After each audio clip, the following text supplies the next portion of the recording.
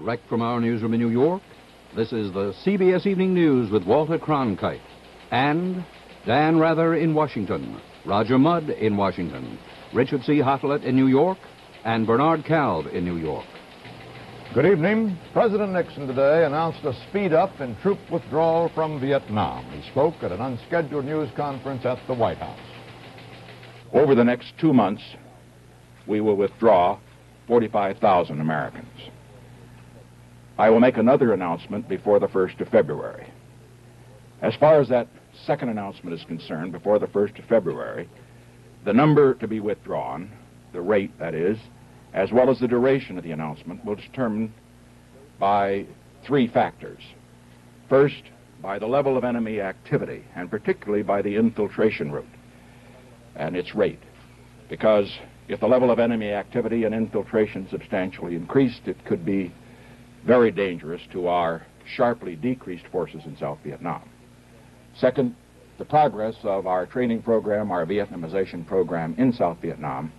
And third, any progress that may have been made with regard to 2 major objectives that we have: obtaining the release of all of our POWs wherever they are in Southeast Asia, and obtaining a ceasefire for all of Southeast Asia.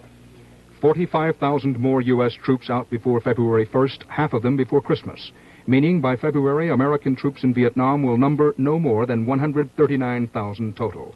That's what the president had to announce. In answer to questions, he added that except for defensive purposes, U.S. troops already have ended their ground combat role. Well, the combat role, let's understand, based on the casualties, as far as an offensive situation is concerned, is already concluded. American troops are now in a defensive position. They, however, will defend themselves, and what casualties we have taken, they are very small, will be taken in that defensive role.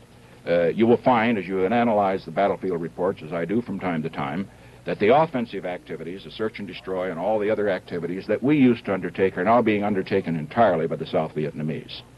What about complaints that the level of U.S. bombing throughout Indochina is being increased?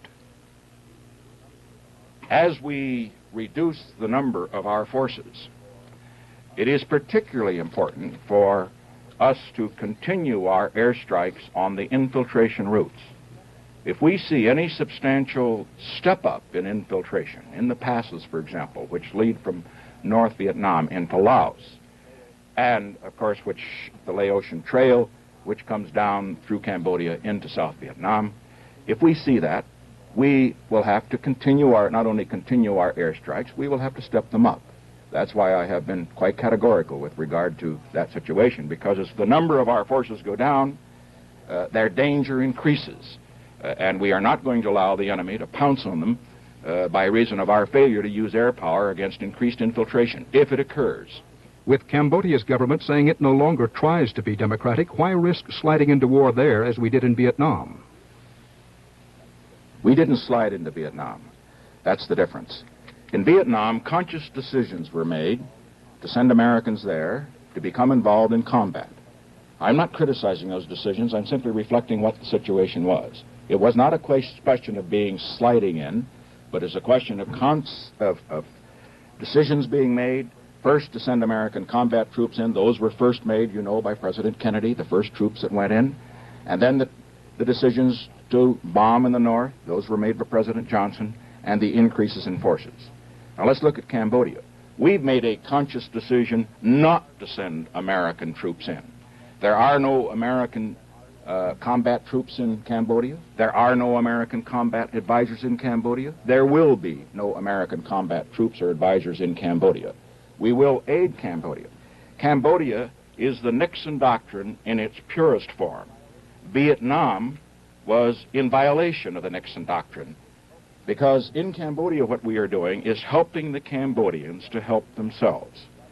And we are doing that rather than to go in and do the fighting ourselves, as we did in Korea and as we did in Vietnam. We hope not to make that mistake again if we can avoid it. Will the president consider granting amnesty to those American young men who have fled to other countries to avoid the draft? No. On the economy, the president said he still would advise anyone to buy stocks, but only for long-term investment. And he urged public support for post-freeze economic controls. As far as prices are concerned, the guidelines that have been laid down would cut the rate of inflation approximately in half, and that is real progress. One other point I should make. I noticed that many of you very properly have written about the uncertainty with regard to Phase 2. That is inevitable. It's inevitable in any free economy. We can have total certainty only with total control of the economy. But with a totalitarian economy, we have no freedom as far as our economy is concerned, and we would destroy the major advantage the United States has in its competitive position in the world. In other words, the free enterprise system. I believe that this answer, the pay board, the price commission, is a very realistic one. I believe it will succeed, and one of the major reasons I believe it will succeed is the enormous public support that we had not only during the 90-day period, but that we continue to have for the period after the freeze. That public support will make this work. Throughout the 25-minute news conference, the president appeared to be completely relaxed and confident, never once fumbling for words, and making more attempts than usual at mild humor, which seemed to come off well among reporters in the room. Dan Rather, CBS News, the White House. Senate Democratic leader Mansfield has been trying to impose a troop withdrawal deadline on the president, expressed pleasure about the stepped-up schedule. But he and some other prominent doves had reservations about Mr. Nixon's remark that a residual force will have to be left in Vietnam if there's no negotiated settlement of the war. Republican Senator Javits of New York called this a tripwire which could keep the United States involved indefinitely. U.S. headquarters in Saigon announced closing down their last artillery base capable of shelling Cambodia, and that, they said, ended all American ground involvement there. They added, however, that American planes will continue attacks against communist targets in Cambodia. Accelerated American troop withdrawal will cost the South Vietnamese economy heavily, and today President Thieu is reported on the verge of tough new austerity measures to take up the slack. It's expected that he will announce Monday about a 40% devaluation of South Vietnam's currency and propose heavy new income and import taxes. The South Vietnamese in recent days have already begun hoarding items such as sugar, rice, and canned goods. Some reports say that the belt-tightening measures could have the effect of increasing opposition to President Thieu. Today's automobile question is, what is a master cylinder? The master cylinder in an automobile. Yes, I didn't know there was a master cylinder in an automobile. It's got to be big. And it performs a very important function. It probably goes up and down like a piston, something like that. I don't know. I don't know what it is. That's the one that takes care of all the other cylinders and keeps them going at the right rates and things like that. I have no idea. Is it in the car? A lot of intelligent people don't know much about mechanical things and don't care. For them, Ford designed Maverick to be trouble-free and easy to service. Of 31 American cars surveyed by Popular Mechanics magazine since Maverick's introduction, Maverick has had the highest percentage of owners reporting no mechanical troubles. Standard 6, V8, in 2-door, 4-door, and sporty grabber models. Maverick, America's favorite compact at your Ford dealers. Are you really enjoying life? Or does irregularity sometimes keep you from living every day to its fullest? If occasional irregularity is your problem, don't let it spoil another day for you. X-Lax laxative in unflavored pills or chocolated tablets relieves irregularity. Take X-Lax tonight. Have a good day tomorrow. I didn't use my antiperspirant yesterday, and may not today, because I feel really dry, though I perspire heavily. The reason? Mitchum, a spray powerful enough for problem perspiration. With Mitchum, I can even skip a day and remain dry. You can feel the power of its exclusive spray. Yet Mitchum is buffered to be mild. Mitchum spray, $3.50. Cream, liquid, or stick, $3. Mitchum for problem perspiration. The Senate today, in debating the tax cut bill, added an extra break of almost $2 billion for individuals. This would come from increasing the personal exemption to $800 in 1972. The Senate also added a constitutionally questionable extra benefit for jobless workers in some 15 states with high unemployment. The unemployed in these states would be entitled to an additional half year of unemployment benefits. All these Senate changes are subject, however, to reconciliation with the House version of the bill. 3 of the nation's top 4 automakers have announced that they plan to ask the government for permission to raise 72 model prices just as soon as possible. Ford, Chrysler, and American Motors have declared their intent, and General Motors is expected to join them later. The requested increases reportedly will be at least 2.5%. On the New York Stock Exchange, the Dow Jones Industrials went into another early morning dive today, but then something the analysts call a technical rally took hold, and losses were cut to just under 2 points by closing. Volume was 14.5 million shares. The average price per share dropped 1 cent on the New York Exchange, 2 cents on the American. The United States announced today that it will impose on the newly arrived Chinese UN delegation the same travel restrictions that now apply to the Soviet delegation. This means that the Chinese diplomats must remain within a 25-mile radius of New York City unless they notify the State Department 48 hours in advance. The leaders of the Chinese delegation were well inside that mileage limit today when they made their first visit to the UN. Richard C. Hodelet reports. Vice Minister Zhao Guanhua was affable and smiling in public, and privately he suggested that he has not come to the United Nations to pick a fight. He conveyed this message to the President of the Assembly, Indonesia's Adam Malik. Zhao cited the spirit of the Bandung Conference, which publicized the so-called 5 Principles of Peaceful Coexistence. This spirit, he said, made for a good international atmosphere when consensus was reached through consultation, and he hoped it would prevail in the United Nations. The implication of these words would be that the People's Republic of China is not looking for trouble in the Assembly or in the Security Council, trouble expressed in debates and showdown votes, even though it could count on broad support among the countries of the Third World on anti-colonial issues, for instance. The question, however, is whether showdowns can be avoided and consensus reached on problems like the Middle East, the appointment of a new Secretary General, and the UN's terrible financial deficit. Richard C. Hodelet, CBS News, United Nations. An American expert on China has challenged those newspaper reports this week that the head of the advance party for the Chinese delegation, Cao Yang, is a leading Chinese spy. Bernard Cobb reports. Gao Liang, thought to be a routine functionary when he arrived at the UN this week, but now a controversial figure as to whether he is an espionage expert in disguise or whether he is essentially Peking's #1 bureaucrat here, responsible for looking after the needs of the official Chinese delegation. Some published reports have since quoted unnamed U.S. officials or intelligence documents alleging that Gao Liang is a master subversive. The State Department, asked to comment today on these charges, would say only no comment. But any allegation that Gao Liang is a super spy has been challenged by China specialist Donald Klein of Columbia University and biographer of Chinese leaders. We asked for his assessment of the reports that brand Gao Liang as a top spy. I find that quite hard to believe, really. This master spy business strikes me as somewhat phony, and I frankly am very dubious about the authenticity of these documents you refer to. They talk vaguely about U.S. intelligence sources. They don't sound to me the way intelligence material is written. On the basis of your sleuthing of Chinese careers, do you see any intelligence experts or espionage people in the Chinese mission? There's certainly no indication of this among the higher-ranking ones.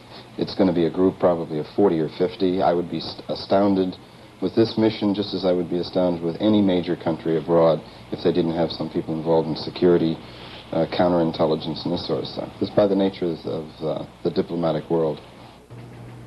2 days ago, a group of women in Londonderry, Northern Ireland, tied 19-year-old Marta Doherty to a lamppost, tarred and feathered her, and cut off her hair. It was one of several incidents this week in which Catholic women in Londonderry attacked Catholic girls who they thought became too friendly with British soldiers. Today, young Miss Doherty was to marry an 18-year-old British private. But because they feared reprisals against her family, the couple decided to call the wedding off, at least for now. The Irish Republican Army today rescued another girl who was about to be punished, pulling her away from a group of women wearing hoods. The tuna war goes on. The California tuna industry said today the government of Ecuador has seized 5 more American tuna boats fishing 65 miles offshore. The spokesman called it extortion on the high seas. Just yesterday, the tuna industry paid almost $150,000 to secure the release of 3 tuna boats seized earlier. Last year, a Russian fishing fleet ran through an area of American lobster fishing and destroyed a lot of equipment. The incident was one of several that brought an international crisis of sorts along the New England coast. Well, today, the matter was settled with expressions of goodwill on both sides and agreement that the damage was accidental. The Russian fleet captain agreed to pay $89,000 in damages, the first time the State Department recalled that ever happening.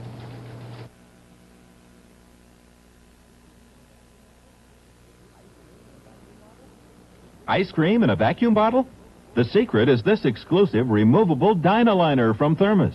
Fill it, freeze it, and ice cream stays firm for 6 hours in this unique Thermos brand bottle.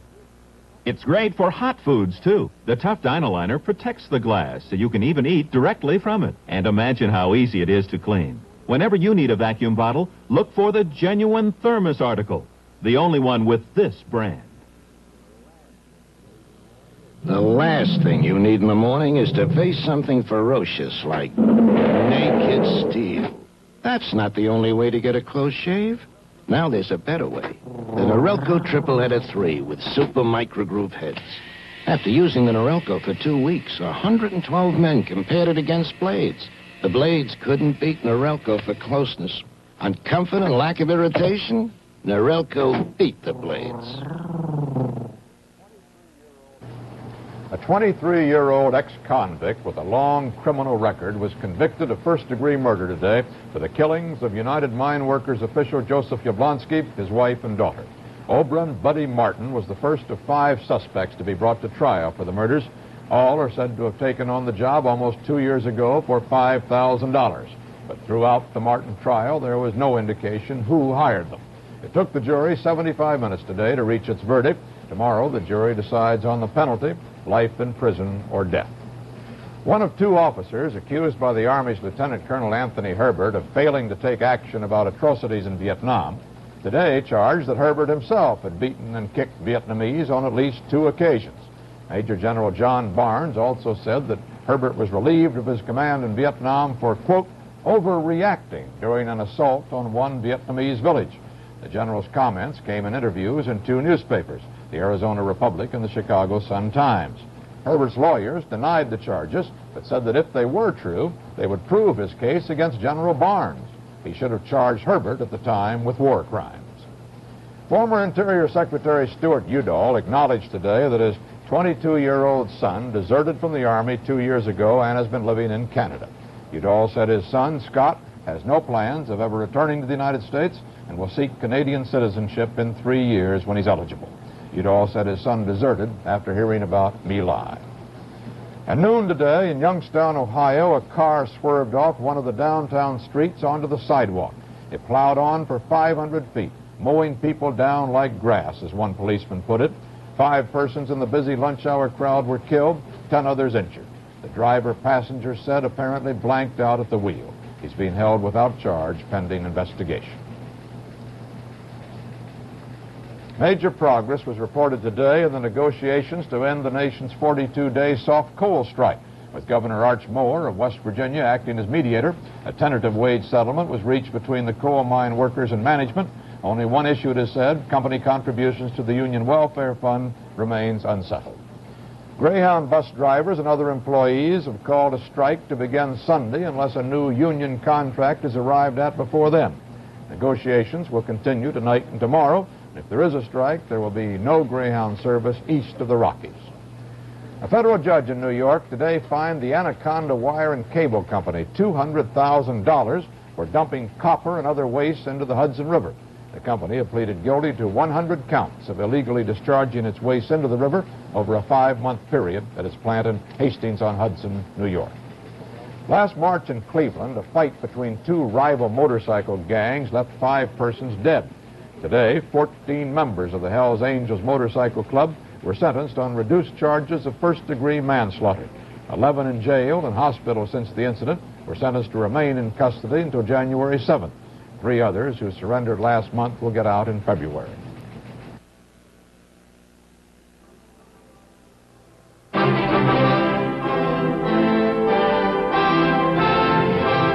Welcome to the Metropolitan Opera House in New York.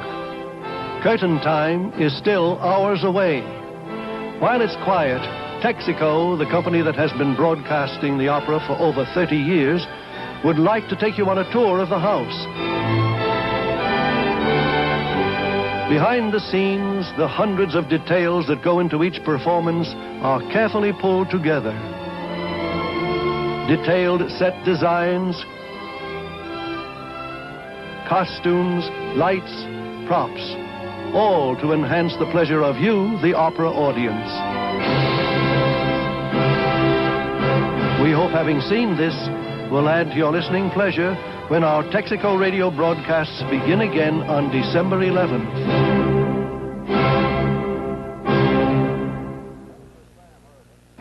Senator Sam Ervin plans to reopen his hearing on freedom of the press to look into an FBI investigation of CBS News correspondent Daniel Schorr.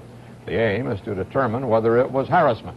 The White House has said that an FBI check was because Schorr had been under consideration for a government job. Schorr, however, has said that he was never approached about a job.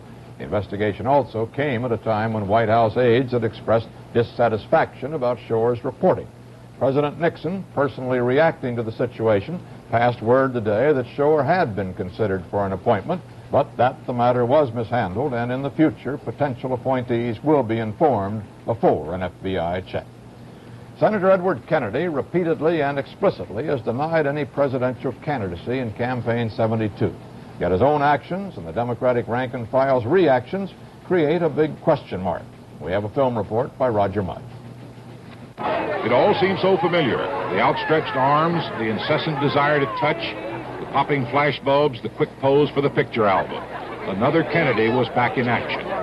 His reemergence from his January defeat as Senate whip began taking form in September. And this last week, Teddy Kennedy ranged through 5 western states in 3 days with all the moves, words, and aura of a presidential candidate. At every fundraising reception, there was the packed, chattering, happy crowd. At every head table exit, there was the endless gauntlet of autograph seekers. But at every airport or hotel press conference, there was his now standard denial of candidacy. The public and the press could not be blamed for asking, what was Teddy up to? He was urging an enormous audience of University of Utah students to become involved. In Sioux Falls, South Dakota, he was raising money for another old Kennedy friend, Lieutenant Governor William Doherty, who was so moved he forgot he was from a governor. We have in America today one man who can bring this country together, and I think his name is Senator Edward Kennedy from Massachusetts.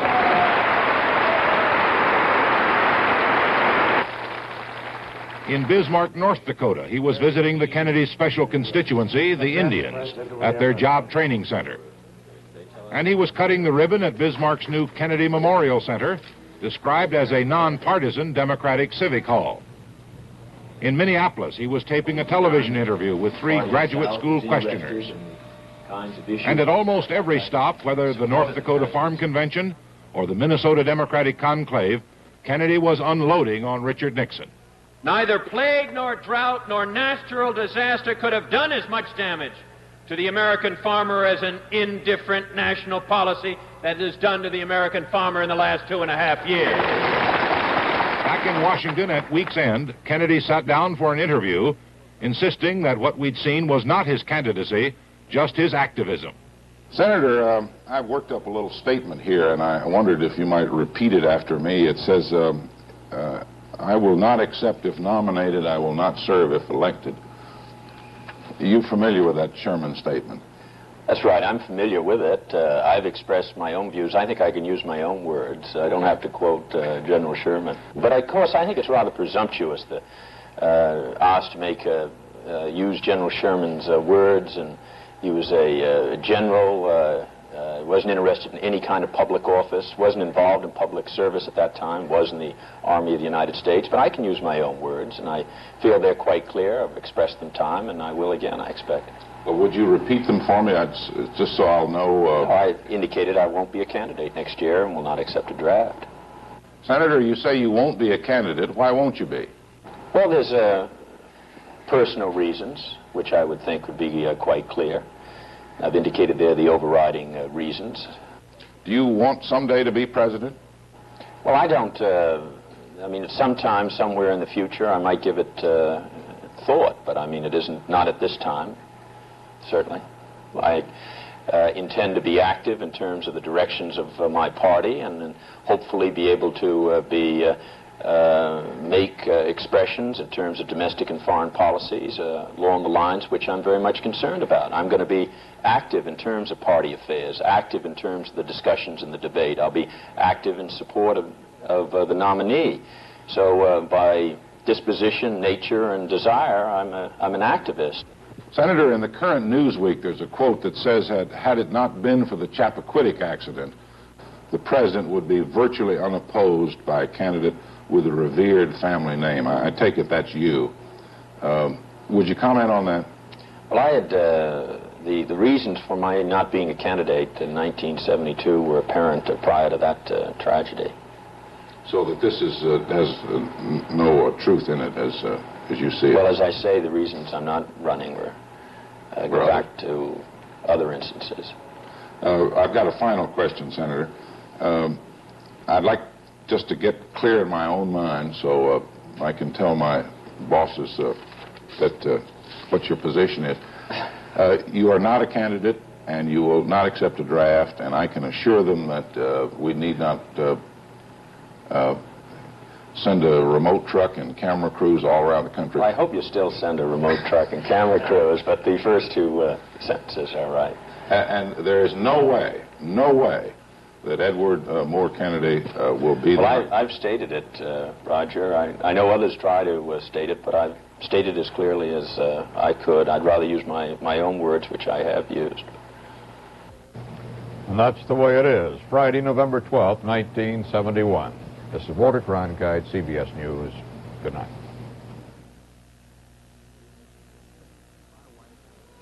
My wife is incredible. We've been married a long time, and look at the shape she's in. She wore that dress on her honeymoon. She really stays in the pink. Gets her rest, exercises, eats right. To make sure she gets enough iron and vitamins, she takes Geritol every morning. Makes me take it, too. Geritol, more than twice the iron of ordinary supplements, plus 7 vitamins. Take care of yourself. Take Geritol. My wife. I think I'll keep her. Benny, you still up? I can't sleep. I just know somebody's going to scrape our new car, and we just got it today. Oh, Manny, go to sleep. Nobody ever scraped our old car. Nobody ever scrapes old cars. If once in a while you have something on your mind that keeps you awake, don't lose too much sleep over it. Take Sominex. Mild, gentle Sominex helps make you drowsy. Sominex for people who sometimes take a long time to fall asleep or fall back to sleep. Direct from our newsroom in New York, this has been the CBS Evening News with Walter Cronkite. Where do Washington's most vocal liberals send their kids to school? 60 Minutes reveals that story and more, Sunday at 6, 5 Central Time.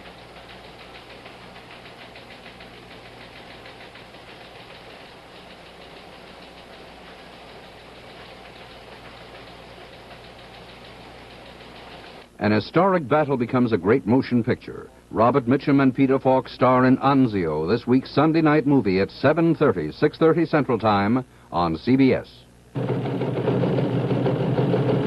Big robberies and a prison guard talks about conditions behind the wall. Details coming up next on Channel 5 News.